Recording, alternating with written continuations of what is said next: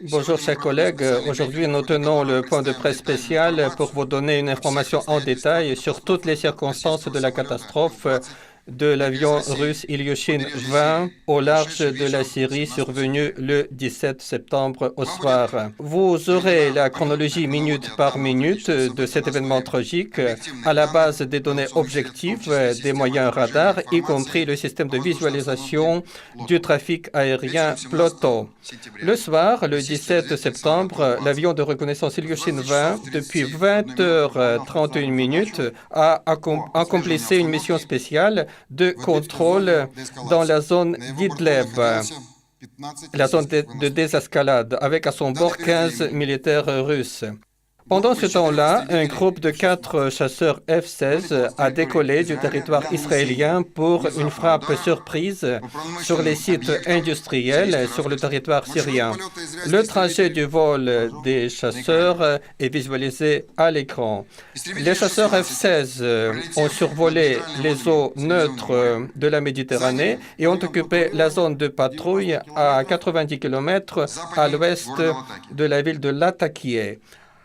À 21h39, une représentante du commandement des forces aériennes israéliennes au grade du colonel a informé la partie russe en utilisant le canal de déconfliction sur l'éventualité des frappes. Il s'agissait que dans les minutes qui viennent, Israël va frapper les sites qui se trouvent au nord de la Syrie. Une minute après, à 21h40, 4 avions israéliens F-16 ont porté des frappes avec des bombes guidées GBU-39 sur les sites industriels dans la province de Latakia.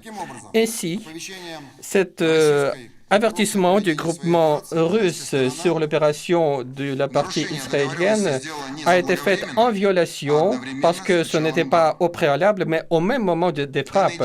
Ces actions est une violation directe des ententes russo-israéliennes de 2015 qui vise à prévenir les incidents entre nos forces armées sur le territoire syrien atteints dans le cadre de l'activité du groupe de travail.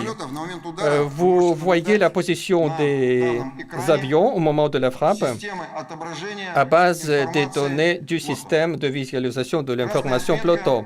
En rouge, c'est l'Ilyushin 20, avion russe. En jaune, 4 chasseurs F-16 des forces aériennes israéliennes. Je réitère qu'au cours des conversations sur le canal de déconfliction, la représentante de l'état-major israélien a informé que les sites à frapper pour l'aviation israélienne se trouvent au nord de la Syrie. Cette conversation était menée en russe et nous avons l'enregistrement de cette conversation. Le commandant de bord d'Ilyushin 20, qui se trouvait au nord de la Syrie, a reçu l'ordre de quitter cette zone, se diriger au sud et revenir à la base.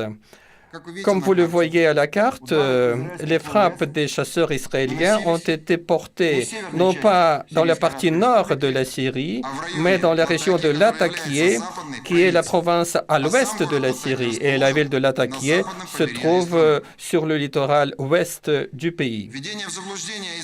Donc, l'officier israélien a induit à l'erreur la partie russe sur la zone des frappes israéliennes, ce qui n'a pas permis de sortir l'avion russe dans la région sécurisée, et il n'a pas précisé la position des chasseurs israéliennes. Depuis 21h51, les moyens solaires syriens ont commencé à lancer des missiles solaires pour contrer l'attaque. Après la frappe, les chasseurs israéliens ont occupé la zone de patrouille en air à 70 km à l'ouest du littoral syrien et ont commencé à brouiller cette zone.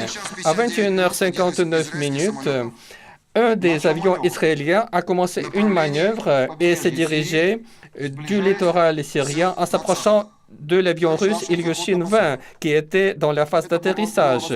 Cela a été considéré par la défense antiaérienne syrienne comme une nouvelle attaque israélienne, mais le pilote israélien ne pouvait pas ne pas comprendre que la surface de réflexion de l'avion Ilyushin 20 est beaucoup plus supérieure que celle de F-16 et c'est l'avion Ilyushin qui est la cible prioritaire pour la DCA.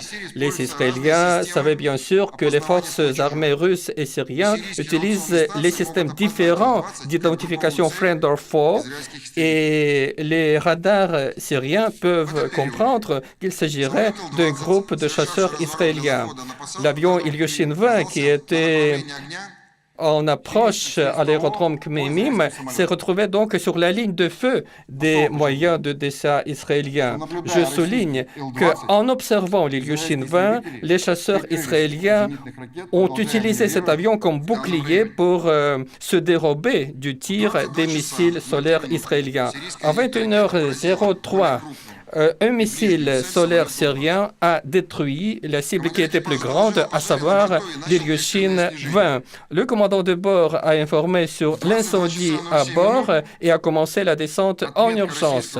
À 21h07, l'avion Ilyushin 20 a disparu des écrans des radars.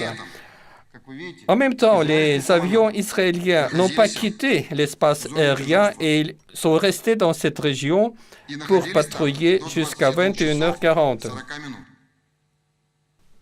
À 22h29, l'officier de permanence du groupement russe a informé l'officier israélien qu'un avion russe, Ilyushin 20, est en détresse.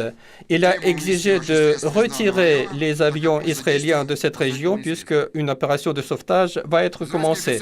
L'officier israélien au grade de lieutenant a répondu « Bien reçu, j'informe le commandement ». À 22h40, les F-16 ont quitté cette zone. Après cela, seulement à 22h53, c'est-à-dire 50 minutes après la destruction de l'avion Ilyushin 20, l'officier israélien au grade de colonel informait la partie russe, à savoir, votre information sur la détresse d'Ilyushin 20 est bien reçue. Nous avons libéré la zone et s'il est nécessaire, nous sommes prêts à aider.